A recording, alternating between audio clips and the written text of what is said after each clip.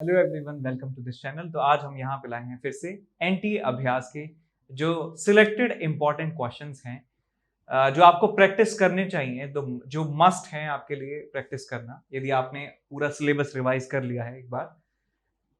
तो इन सवालों को करने से आपकी जो तैयारी है उसमें 4 चांद लग जाएंगे, ये हमारा वादा है। तो सबसे पहला सवाल हम स्टार्ट करते हैं। उससे पहले यदि सब्सक्राइब नहीं किया चैनल को तो सब्सक्राइब जरूर कीजिए।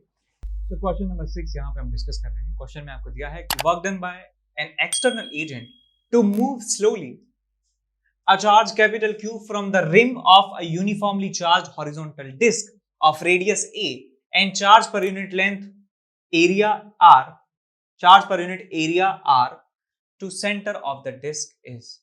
तो यहाँ पे थोड़ा सा करेक्शन मैं यहाँ पे करना चाहता हूँ। यहाँ पे सिग्मा मिसिंग है कि हॉरिजॉन्टल डिस्क ऑफ रेडियस ए तो इन्होंने दे दिया है, लेकिन चार्ज पर यूनिट एरिया जो है, चार्ज पर यूनिट एरिया यहाँ पे सिग्मा होना चाहिए। और जैसे मैं देख सकता हूं कि ए जो है, रेडियस जो है कैपिटल आर है, ठीक है। तो सवाल कुछ ऐसा है, समझ लीजिए इसको।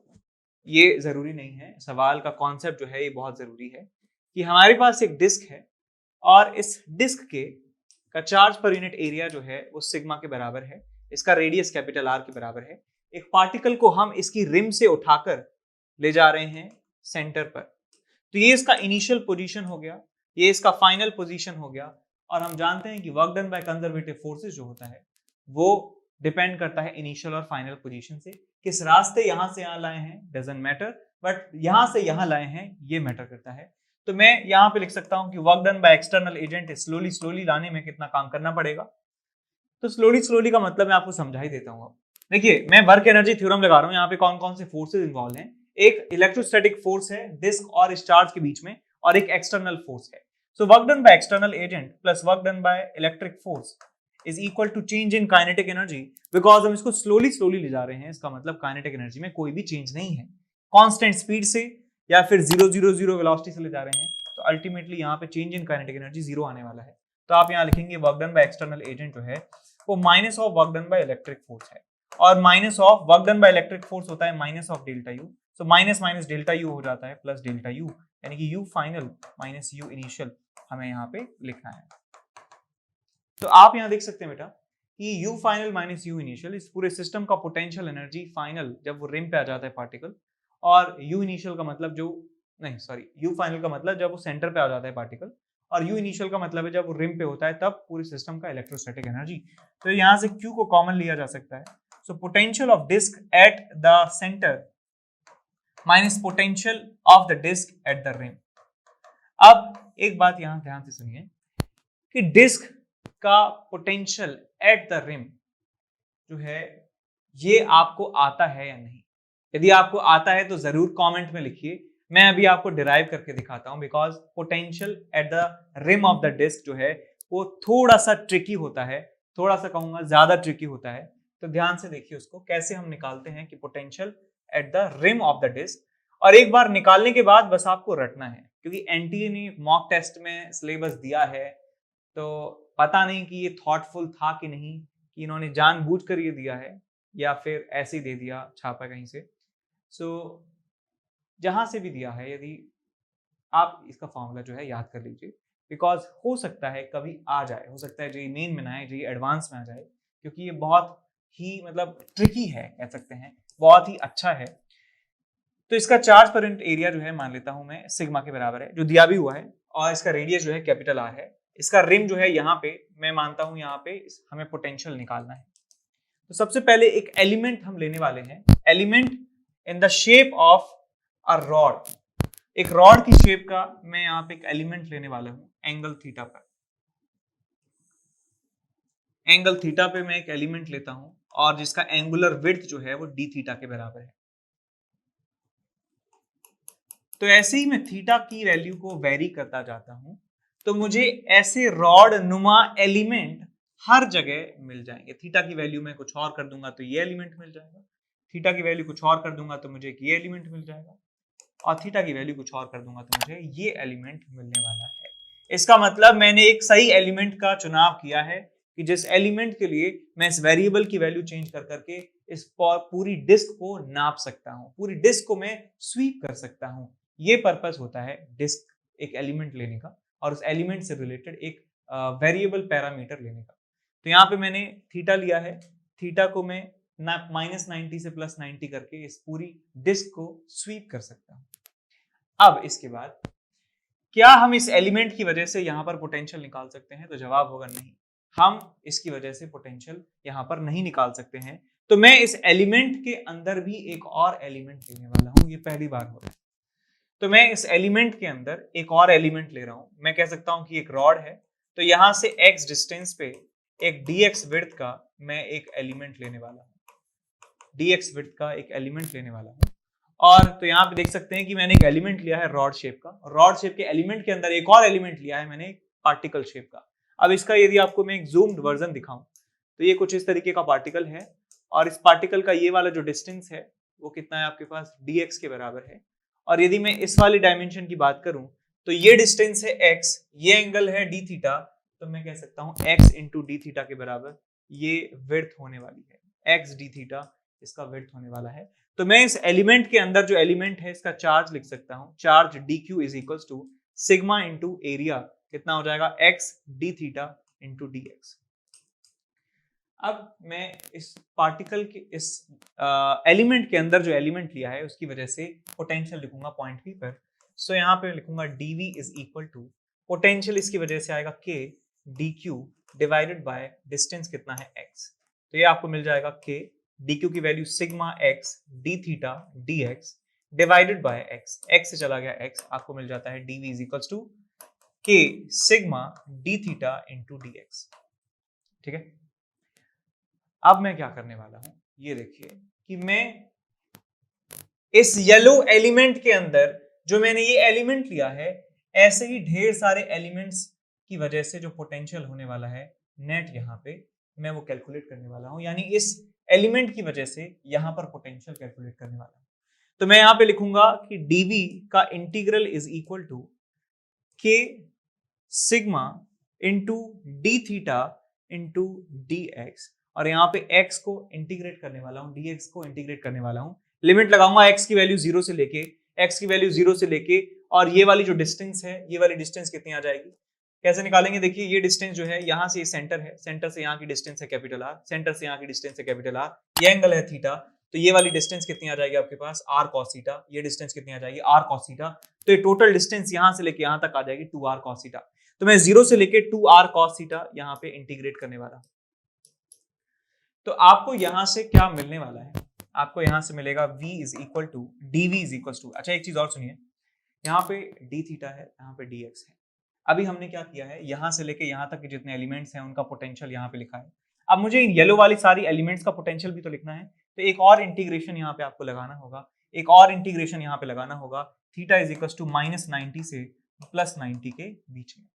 तो ये डबल इंटीग्रेशन का इस्तेमाल करके आप यहाँ पे पोटेंशियल निकाल सकते हैं। सॉल्व करिए धीरे धीरे, इसको सॉल्व करेंगे तो इसको क्या मिलता है आपको, देखिए यहाँ पे मिलेगा आपको potential v is equal to, पहले इसको इंटीग्रेट करना है, सो k सिग्मा इंटीग्रल -π/2 से π/2 dx का इंटीग्रेशन x में लिमिट लगाएंगे 0 से 2r cos थीटा, तो 2r cos थीटा ही मिलेगा।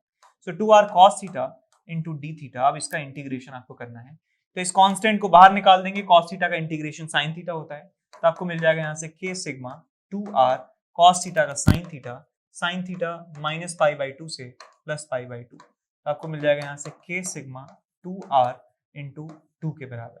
सो आपको आंसर यहाँ मिलता है k सिग्मा 4r के बराबर, k सिग्मा 4r, k को लिख सकता हूं मैं 1/4πε0, यहाँ मिल जाएगा सिग्मा इंटू 4r, तो यहाँ आप 4 से 4 उड़ा सकते हैं, sigma r upon pi epsilon not, आपको यहाँ पे पोटेंशियल मिल जाएगा at the point on the circumference. तो ये फॉर्मूला आप जरूर याद रखें, sigma r upon pi epsilon not के बराबर होता है, डबल इंटीग्रेशन करके हमने इसे निकाला है।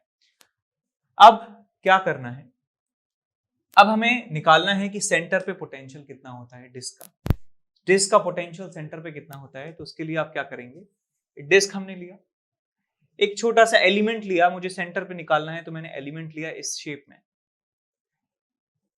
और इस शेप के बारे में कह सकता हूं इसका रेडियस जो है x है, इसका विड्थ जो है dx है। तो इसका छोटा सा चार्ज कितना हो गया, dq is equals to sigma into 2πx dx। और इस छोटे से रिंग नुमा एलिमेंट की वजह से इसके सेंटर पे पोटेंशियल कितना हो जाएगा, k dq by x, k dq divided by x। So x से x चला गया, आपको मिल जाता है ऐसे k सिग्मा 2π dx, और यहाँ आ जाए आपके पास पोटेंशियल dv। इंटीग्रेट करेंगे x की वैल्यू 0 से लेके कैपिटल R तक, 0 से लेके v तक, तो सेंटर पर आपको पोटेंशियल मिलेगा k sigma 2π into r। k की वैल्यू जो है 4π एप्सिलॉन नॉट आप रखेंगे 1/4π epsilon naught, 1/4π epsilon naught into sigma into 2π into capital R। सो पाई से चला गया पाई, 2 से चला गया 2, तो आपको मिलता है sigma r upon 2 epsilon naught.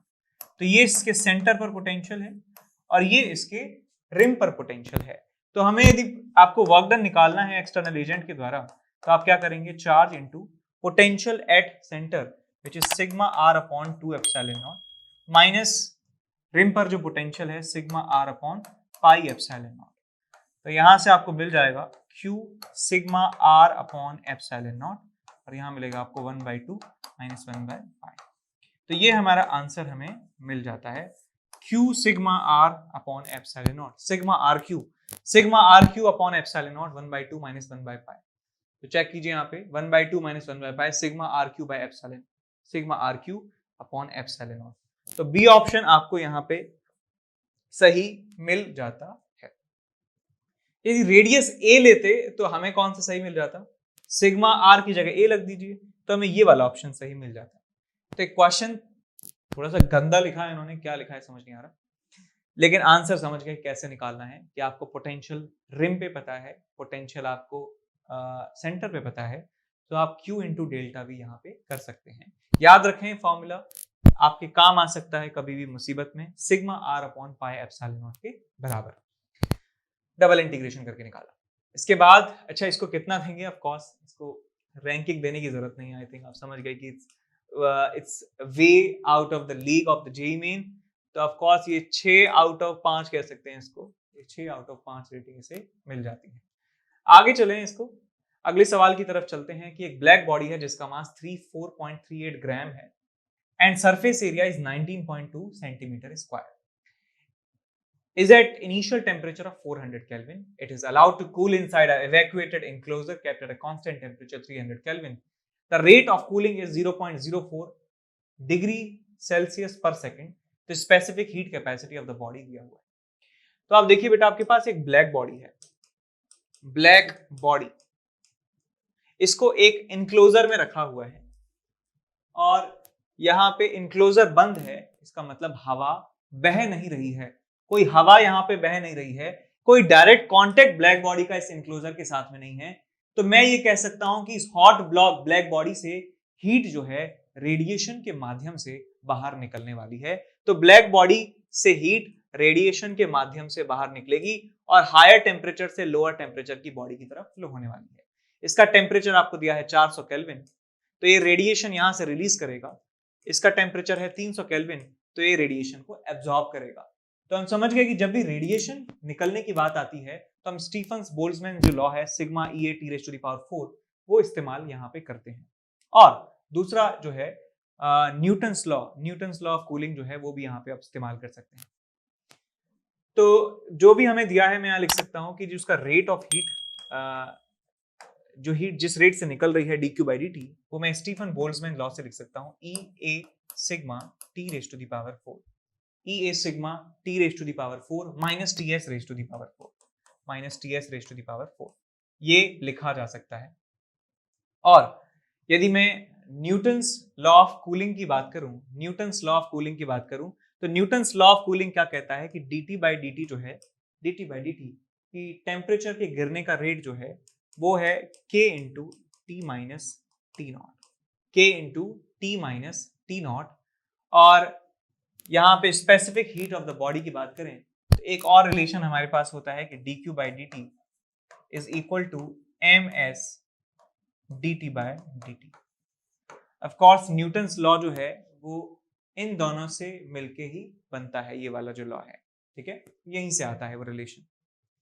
तो मैं इन दोनों का इस्तेमाल करने वाला हूं, तो मैं यहां लिख सकता हूं सिग्मा इंटू ए, ई है ये, E ब्लैक बॉडी के लिए 1 होता है, तो मैं लिखूंगा t raise to the power 4 minus T S raise to the power 4 is equal to, इसके बराबर कर दीजिए ms dt bye dt।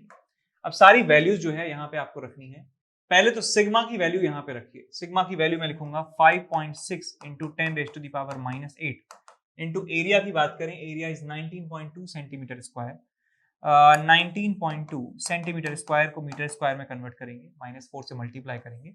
T raise to the power 4 minus T S raise to the power 4, इसका temperature है 400 kelvin, surrounding का temperature है 300 kelvin, so it will be 400 raise to the power 4 minus 300 raise to the power 4 is equal to mass. Mass कितना दिया है इसका, 34.38 gram 10 raise to the power minus 3 into specific heat capacity S into क्या है dt by dt यानी कि temperature के गिरने का रेट जो आपको क्वेश्चन में दिया है 0.04 डिग्री सेल्सियस पर सेकेंड, तो आ जाएगा आपके पास 0.04 डिग्री सेल्सियस पर सेकेंड। अब हमारे पास वेरिएबल जो है सिर्फ ये है S, तो हमें इस S की वैल्यू को इस इक्वेशन से निकालना है। ठीक है, तो निकालते हैं इसे। तो आपको क्या मिल जाएगा यहां से 5.6 into 10 raise to the power minus 8 और यहां पे मिलेगा into 19.2 into 10 raise to the power minus 4 और यहां आपको मिलेगा 4 चौका 16 और 256 माइनस 9 81 81 और यहां मिलेगा आपको 10 रेज टू द पावर, ये 2 है, 2 चौके 8, 10 रेज टू द पावर 8 यहां मिलेगा और डिवाइड में आपको मिलेगा 34.38 into 10 raise to the power minus 3 into 0.044 into 10 to the power minus 2। तो यहाँ से आपको S की वैल्यू मिल जाएगी, इसे कैलकुलेट कर लेंगे, आपका आंसर आपको मिल जाएगा। इस सवाल को जो है आप कह सकते हैं कि 3 आउट ऑफ 5 इसे रेट किया जा सकता है। ठीक है, 3 आउट ऑफ 5 इसे रेट किया जा सकता है। अब चलते हैं अगले सवाल की तरफ। सो क्वेश्चन नंबर 11 यहां पे हम डिस्कस कर रहे हैं। क्वेश्चन में आपको दिया है कि pressure, velocity and time are taken as fundamental quantity, then the dimensional formula of force is.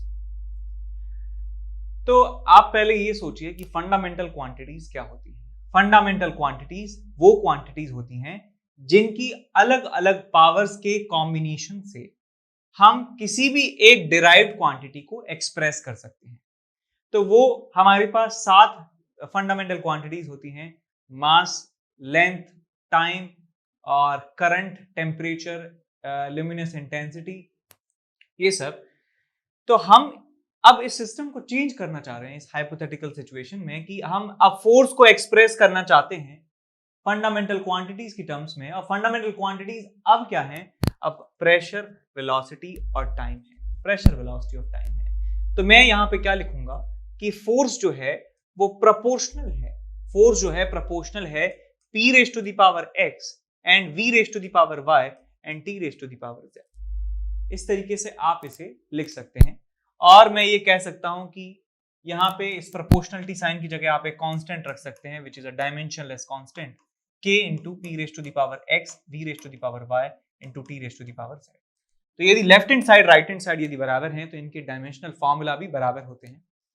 तो लिख सकता हूं dimensional formula of F is equal to dimensional formula of P raise to the power x into dimensional formula of velocity raise to the power y and dimensional formula of tension time raise to the power z।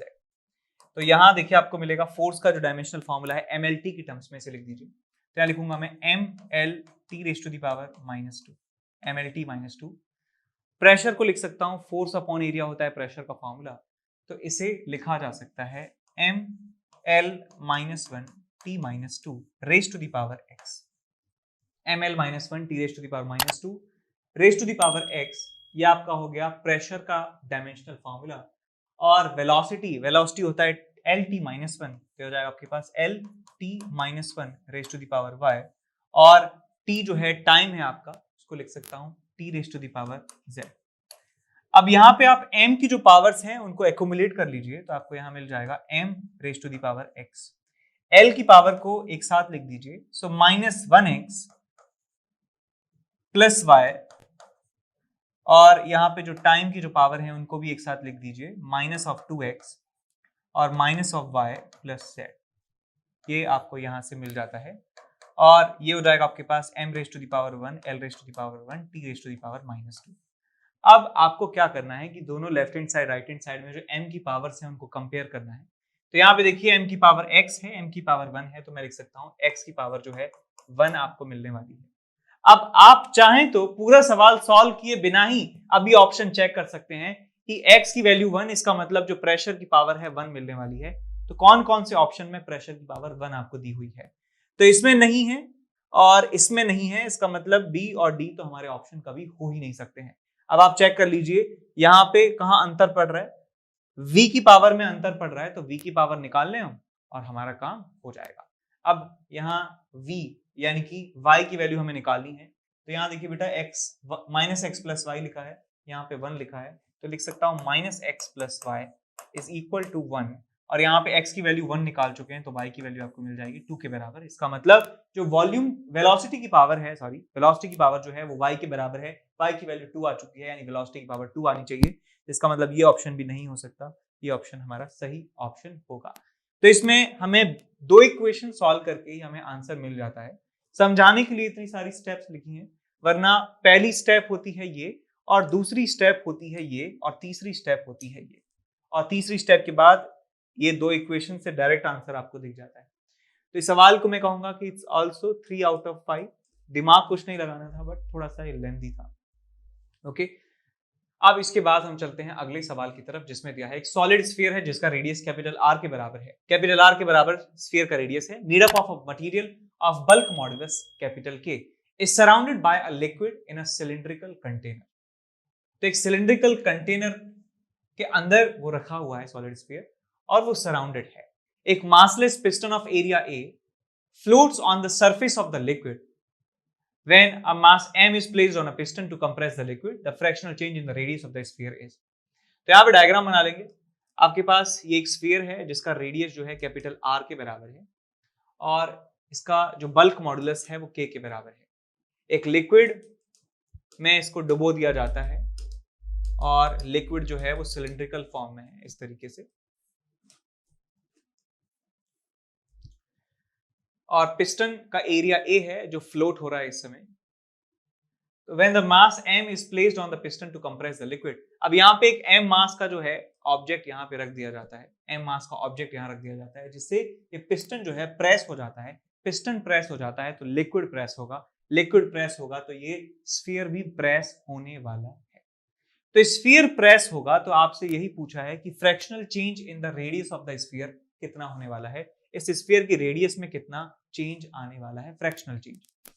तो मैं इतना जानता हूं कि bulk modulus की definition होती है minus of delta P divided by delta V by V, ये बल्क मॉडुलस का डेफिनेशन होता है। तो यहां आप देखिए कि प्रेशर ऑलरेडी कितना था, और प्रेशर में फाइनल कितना हो गया प्रेशर, यानी कि प्रेशर में चेंज हमें निकालना है। तो मैं कह सकता हूं कि पहले पूरा सिस्टम इक्विलिब्रियम में था, ये m मास का ब्लॉक रखने से प्रेशर में चेंज आया है। इसका मतलब मैं लिख सकता हूं कि प्रेशर में जो चेंज है that is mg upon a। So this is mg upon a, और नीचे आपके पास है डेल्टा v बाई वी, इसको आप इधर ले जाइए, बीटा को इधर ले जाइए, तो आपको मिल जाएगा यहां से mg अपॉन a बीटा, और ये किसकी वैल्यू है आपके पास, डेल्टा v बाय वी की वैल्यू। हम एक बात और जानते हैं कि वॉल्यूम जो होता है स्फीयर का वो होता है 4/3 पाई आर क्यूब। तो यहां से मैं लिख सकता हूं that delta v by V is equal to, इसमें तो कोई चेंज नहीं है, कोई भी एरर नहीं आ सकता है। यहां बात करें तो आपको मिल सकता है 3 डेल्टा आर बाय आर। तो मैं डेल्टा v बाय वी की जगह 3 times delta R by R लिख सकता हूं। तो यहां आ जाएगा आपके पास 3 times delta R by R. आपसे यही पूछा है कि डेल्टा आर बाय आर कितना है, सो mg अपॉन 3a बीटा आपको आंसर मिल जाएगा। सो mg अपॉन 3a बीटा हमारा आंसर हो जाएगा, बी ऑप्शन हमारा सही हो जाता है। ठीक, तो इस सवाल को आप 2 दे सकते हैं, 2 आउट ऑफ 5। यदि ये मैकेनिकल प्रॉपर्टीज ऑफ सॉलिड्स की बात करूं तो उस चैप्टर के हिसाब से बहुत ही हल्का सवाल है, बहुत ही आसान सवाल है। ठीक है, 3 दे दीजिए इसको, क्योंकि यहाँ पे ये भी हमें करना पड़ेगा। यदि वॉल्यूम में सिर्फ चेंज पूछा होता, फ्रैक्शनल चेंज, तो 2 दे सकते थे, लेकिन अब इसको 3 दे दिया हमने। ठीक है, अब हम चले हैं अगले सवाल की तरफ। अगले सवाल में दिया है कि एक इंडक्टर है जिसका इंडक्टेंस इतना मिली हेनरी है। रेजिस्टर है 2 ओम, रेजिस्टर है 2 ओम, दोनों 2 ओम के रेजिस्टर हैं, बैटरी लगाई है 12 वोल्ट की, इंटरनल रेजिस्टेंस नेग्लिजिबल है। स्विच को क्लोज किया जाता है, स्विच यहाँ पे दिखाया नहीं है लेकिन स्विच को क्लोज कर दिया है। आई थिंक स्विच जो है इसके बीच में है, यहाँ पे एक स्विच होना चाहिए था और इस स्विच को क्लोज कर दिया जाता है t बराबर 0 पे। इंडक्टर पहले चार्ज नहीं था, कोई भी इसमें एनर्जी नहीं थी ऑलरेडी। तो potential drop across inductor as a function of time आपको बताना है कितना होगा। इंडक्टर के अक्रॉस जो आपको पोटेंशियल डिफरेंस है बताना है। तो पहले आप ये देखिए कि ये बैटरी ई है, तो इस रेजिस्टर के अक्रॉस भी पोटेंशियल डिफरेंस ई के बराबर है और इस एल आर के अक्रॉस भी पोटेंशियल डिफरेंस जो है ई के बराबर है। और हम ये जानते हैं कि यदि एक एल आर सर्किट है, एल आर का कॉम्बिनेशन है सीरीज में, उसके अक्रॉस एक बैटरी लगाई जाती है, तो उसमें करंट किस तरीके से फ्लो होता है, ई अपॉन आर टू। ये करंट है as a function of time into 1 minus E raise to the power minus T by tau. और टाउ की जो वैल्यू होती है वो होती है L upon R, L upon R. क्या जाएगा आपके पास E raise to the power minus R two into T by L, और आ जाएगा आपके पास 1 माइनस दिस, और आ जाएगा आपके पास E minus R two, E by R two, I as a function of time.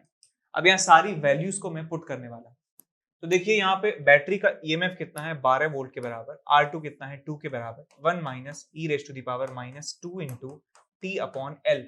L is 400 milli henry, 400 into 10 raise to the power 3, 1000, 0 0 0 0, 2 से गया है 2 बार, 2 से गया है 5 times, so 6 into 1 minus E raise to the power minus 5t आपको यहाँ पे मिल जाता है current as a function of time. अब हमें पोटेंशियल डिफरेंस निकालना है इस इंडक्टर के अक्रॉस, तो फॉर्मूला हम जानते हैं L D I by D T के बराबर होता है। L D I by D T is the potential difference across the inductor. तो यहाँ पे पोटेंशियल डिफरेंस निकाल दीजिए, V is equals to L into D I by D T. तो इसको डिफरेंशिएट कर दीजिए टाइम के रेस्पेक्ट में, तो L की वैल्यू है 500 milli henry, 400 milli henry, 400 divided by 1000 into इसका डिफरेंशिएशन। तो 6 को आप एज इट इज रखिए, 1 का डिफरेंशिएशन 0, माइनस यहाँ पे as it is, minus 5t का डिफरेंशिएशन 5, तो यहाँ पे प्लस 5 आ जाएगा, E raise to the power minus 5t यहाँ पे बचा रहेगा। सो आपको यहाँ आंसर मिलने वाला है, ये आपको मिल जाएगा 2400, तो ये 2.4 into 5 e raise to the power minus 5t आ जाएगा आपके पास 12 into e raise to the power minus 5t। ये पोटेंशियल डिफरेंस आपको मिलने वाला है 12 into e raise to the power minus 5t volt. So A option हमारा यहाँ पे सही हो जाता है।